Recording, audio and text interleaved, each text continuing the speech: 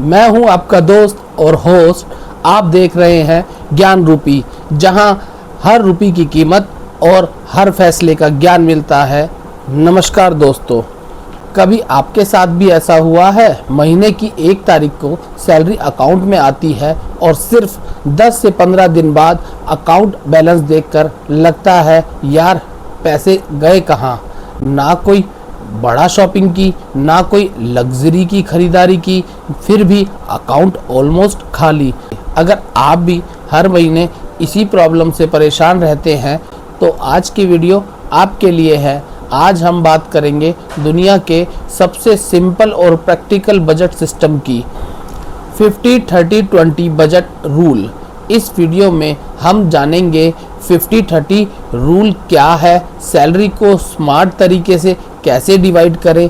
Real life example के through हम ये जानेंगे कि बिगिनर के लिए बेस्ट बजटिंग स्ट्रेटजी और सबसे कॉमन बजट मिस्टेक्स। वीडियो के एंड तक ज़रूर देखिए, हो सकता है आज के बाद आपके पैसे कभी गायब ना हो। सबसे पहले एक बात समझिए, प्रॉब्लम सैलरी कम होने की नहीं होती, प्रॉब्लम होती है प्लानिंग ना होने की। कई लोग 30,000 रुपये महीने में भी सेविंग कर लेते हैं और कुछ लोग 1 लाख रुपये महीना कमाने के बाद भी महीने के एंड तक परेशान रहते हैं। डिफरेंस सिर्फ एक चीज़ का होता है, बजट। बजट मतलब हर रुपये का पहले ही एक काम असाइन कर देना। जब पैसे को डायरेक्शन मिलती है तभी वेल्थ बनती है। आइए जानते हैं 50-30-20 बजट रूल क्या होते हैं। यह रूल बहुत सिंपल है। सैलरी को 3 हिस्सों में डिवाइड करना होता है। पहला 50% नीड, यानी जो खर्चे ज़रूरी हैं, जैसे घर का रेंट, राशन, बिजली का बिल, गैस, EMI, बच्चों की स्कूल की fees, insurance, mobile recharge, basic transport. ये एक्सपेंसेस अवॉइड नहीं किए जा सकते, इसीलिए सैलरी का लगभग 50% यहाँ जाना चाहिए। दूसरा 30% वांट्स, ये ज़रूरत नहीं लेकिन लाइफ एंजॉय करने के खर्चे हैं, जैसे restaurant, movie, shopping, weekend trips, Netflix, cafe and fashion etcetera. ये लाइफ को कंफर्टेबल बनाते हैं लेकिन सरवाइव के लिए ज़रूरी नहीं। तीसरा होता है 20% सेविंग और इन्वेस्टमेंट। यह सबसे इम्पोर्टेंट पार्ट है। इसमें आ सकते हैं emergency fund, SIP, mutual fund, PPF, FD, retirement planning, गोल बेस्ड इन्वेस्टमेंट। यही 20% आपका फ्यूचर बनाता है। एक प्रैक्टिकल एग्जाम्पल, चलिए एग्जाम्पल देखते हैं। मान लीजिए आपकी मंथली सैलरी 50,000 रुपये है, तो रूल के हिसाब से 50% 25,000 नीड के लिए, जो भी आपकी ज़रूरतें हैं उन चीज़ों के लिए, और 30% 15,000 रुपये लाइफस्टाइल और वांट्स, जो भी आपको चीज़ें चाहिए उनके लिए, और 20% मतलब 10,000 रुपये सेविंग और इन्वेस्टमेंट के लिए। अब देखिए सैलरी वही है, बस प्लानिंग चेंज हुई और फाइनेंशियल स्ट्रेस कम हो गया। अगर सैलरी कम हो तो कई लोग कहेंगे मेरी सैलरी सिर्फ 20,000 है, मैं कैसे फॉलो अप करूं। यहाँ एक इम्पोर्टेंट बात है, 50, 30 और 20, 50-30-20 कोई स्ट्राइक लॉ नहीं है, यह एक गाइडलाइन है। अगर आपकी सैलरी कम है तो हो सकता है 70% नीड में चला जाए, जो भी ज़रूरत की चीज़ें हैं उनमें चला जाए, और 20% जो भी आपको चीज़ें चाहिए, नेसेसरी नहीं लेकिन आपके लाइफस्टाइल के अकॉर्डिंगली जो आपकी रिक्वायरमेंट्स हों, और 10% आप सेविंग में।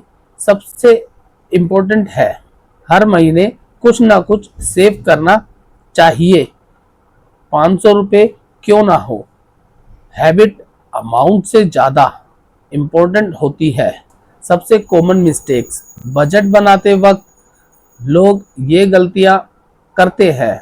सैलरी आते ही शॉपिंग, क्रेडिट कार्ड को एक्स्ट्रा इनकम समझना, सेविंग को लास्ट में रखना, ईएमआई बहुत ज़्यादा लेना, हर सेल में शॉपिंग करना। याद रखिए, बजट बनाना मुश्किल नहीं, उसको फॉलो करना और मुश्किल होता है।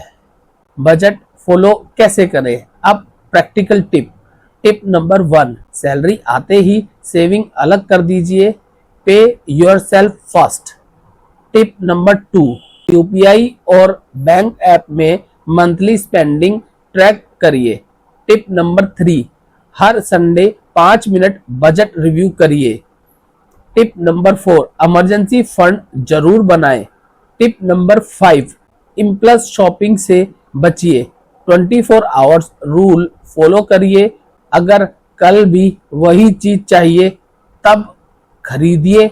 रियल लाइफ स्टोरी, 2 दोस्त हैं, राहुल और मोहित। जैसा कि आप जानते हैं, राहुल मेरा फ्रेंड है, अक्सर मैं उनको अपने एग्जाम्पल में इस्तेमाल करता रहता हूं, और मोहित जो है वो राहुल के फ्रेंड हैं।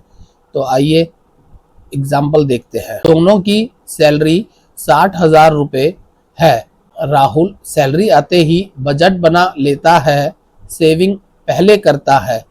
मोहित जो मन करे खर्च करता है। महीने के एंड में राहुल के अकाउंट में सेविंग होती है और मोहित के अकाउंट में 0 बैलेंस। सैलरी सेम थी, डिफरेंस सिर्फ प्लानिंग का था। क्या 50-30-20 रूल सबके लिए है?